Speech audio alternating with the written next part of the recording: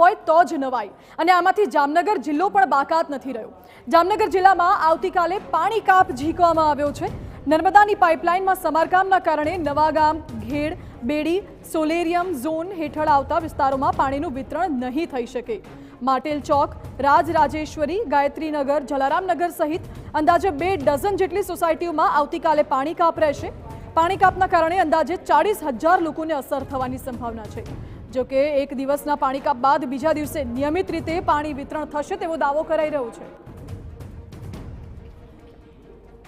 નર્મદામાંથી જે પાણી આવે છે એ લાઈન ઉપર એ લોકોને કામ કરવાનું હોવાથી નર્મદાનું પાણી મળવાનું કાલે બંધ છે।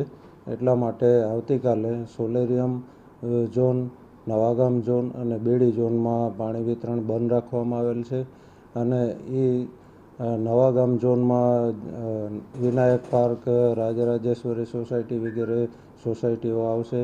સોલેરિયમ ઝોનમાં ગાંધીનગર, મોમાઈનગર, મંગલબાગ જેવા વિસ્તારો આવશે। સમસ્યા જ્યારે